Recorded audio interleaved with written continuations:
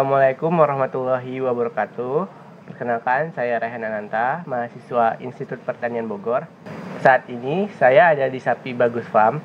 Di samping saya ada tumpukan onggok, di mana onggok ini ialah singkong atau cassava, tanaman pohon tahunan tropika dan subtropika. Singkong ini atau patela ini termasuk tumbuhan umbi akar yang biasanya dimanfaatkan bagian isinya.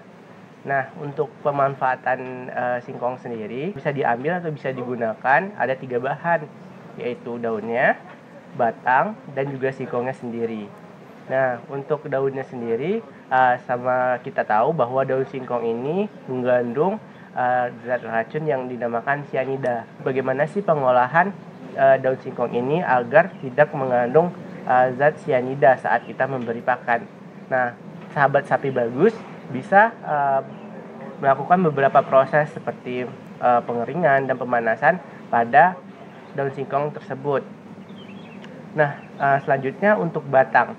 Nah, batang sendiri sahabat-sahabat bisa menggunakannya untuk pakan sapi langsung dengan cara bisa langsung diberikan, dipotong satu-satu, ataupun sahabat juga bisa mencopernya untuk langsung diberikan kepada sapi. Nah, begitu. Untuk singkongnya sendiri biasanya emang untuk kita makan, tapi untuk di ternak sendiri biasanya bagian singkong dapat diberikan langsung ataupun kita chopper terlebih dahulu bagian dalamnya, seperti itu. Nah, kali ini kita bukan hanya membahas tentang apa itu singkong, kemudian kita akan membahas tentang mengenai limbah singkong atau yang kita sebut juga sebagai onggok singkong tadi.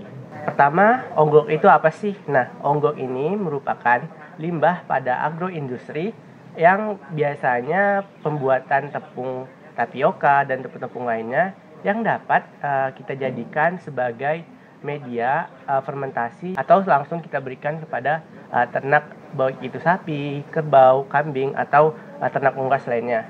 Nah, untuk pemanfaatannya sendiri, sahabat-sahabat bisa menggunakan ini sebagai pakan ternak tadi. Nah, baik itu untuk ternak unggas maupun ternak ruminansia. Apa aja sih untuk nutrisi yang terdapat pada onggok ini? Onggok sendiri mengandung protein kasar sebesar 1,55%. Nah, untuk serat kasarnya, onggok ini mengandung 10,44% dan ini merupakan nutrisi yang cukup rendah bila teman-teman belum mengolahnya. Jadi bagaimana sih agar onggok ini bernutrisi tinggi pada ternak kita? Nah, caranya teman-teman bisa melakukan fermentasi. Nah, cara menaikkan nutrisi dengan cara fermentasi ini dengan mencampurkan beberapa bahan seperti mineral dan dedak ataupun bekatul tadi. Nah, apakah ada bedanya nutrisi pada yang sudah difermentasi atau belum? Yang pastinya pasti ada. Bahkan tinggi jika kita fermentasi nutrisinya. Nah, nutrisi onggok yang sudah difermentasi, nilai protein kasarnya naik sebesar 2%. Nah, ini pastinya sangat tinggi bagi kita sebagai peternak. Yang awalnya 2% menjadi 18%. Bahan keringnya itu untuk nutrisi naiknya sebesar 900%. Sungguh cukup tinggi bukan untuk kenaikan pada onggok ini jika kita fermentasi. Onggok sendiri itu bisa tahan selama 1 tahun atau bisa lebih jika teman-teman menyimpannya dengan sistem anaerob ataupun kedap udara tanpa udara. Nah, untuk singkong sendiri biasanya bisa tahan selama 2 minggu lebih. Nah, bagaimana sih pemberian onggok sendiri kepada ternak kita agar onggok itu termakan oleh ternak kita? Nah, pertama, sahabat-sahabat sapi bagus bisa langsung memberikannya kepada ternak. Nah, itu sudah aman karena onggok sendiri juga mengandung banyak nutrisinya. Nah, yang kedua, sahabat-sahabat sapi bagus mencampurkannya dengan konsentrat yang biasanya atau yang telah disusun oleh ahlinya pada ternak kita sendiri. Nah, seperti itu untuk pemberian onggok sendiri. Nah, baik sapi bagus, saya akan memperlihatkan bagaimana sih pembuatan onggok ini dengan mencampurkan beberapa bahan di Sapi Bagus Farm sendiri. Nah, mari kita simak videonya. Nah, baik sahabat-sahabat, untuk bentuk sendiri onggok emang agak mirip dengan ampas tahu, tapi untuk teksturnya sendiri, onggok sendiri itu lebih berserat dibandingkan dengan ampas tahu. Nah, seperti ini. Warnanya itu agak putih kekuning-kuningan. Ini termasuk ampas yang bagus karena tidak terlalu basah ya sahabat. Nah, untuk aromanya sendiri itu tidak terlalu menyengat di hidung. Dan untuk sahabat-sahabat, kalau bentuknya seperti ini, kering dan tidak terlalu basah, sahabat-sahabat bisa menyimpannya sekitar 1 tahunan jika itu dengan metode anaerob atau kedap udara.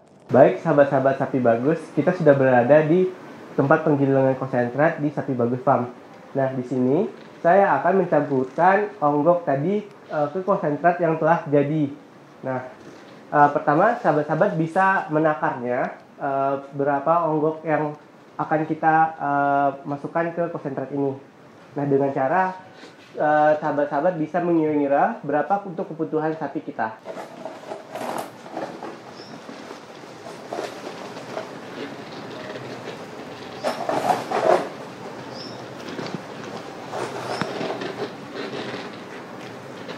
Nah, sahabat-sahabat Sapi Bagus, kita sekarang ada di kandang Sapi Bagus sendiri.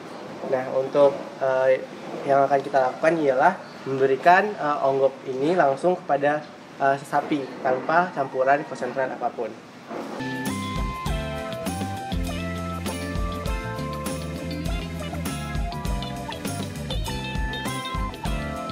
Bagi sahabat-sahabat Sapi Bagus yang membutuhkan onggok, kita menyediakan onggok setiap harinya. Bagi sahabat-sahabat yang ingin membelinya, sahabat-sahabat bisa mengunjungi marketplace kita seperti Tokopedia, Shopee, dan juga sahabat-sahabat bisa menghubungi nomor di bawah ini. Nah, baik, terima kasih, tetap semangat, salam Sapi Bagus. Halo Sobat Peternak, tahu nggak sih, sekarang kamu nggak perlu bingung lagi cari bahan pakan sapi berkualitas. SBA Channel kini juga menyediakan berbagai bahan pakan sapi dengan kualitas terbaik, mulai dari bungkil sawit yang tinggi protein, ampas bir yang kaya energi, janggal jagung untuk serat tambahan, polar dan dedak untuk pertumbuhan optimal, hingga kulit kopi dan ampas tahu yang siap jadi campuran pakan hemat tapi berkualitas. Cocok untuk peternak yang ingin efisien, ekonomis, dan hasil ternak yang maksimal. Langsung aja hubungi SBA Channel sekarang, bahan pakan lengkap, harga bersahabat, kualitas terjamin. Yuk buruan pesan sebelum kehabisan. SBA Channel, solusi peternak cerdas.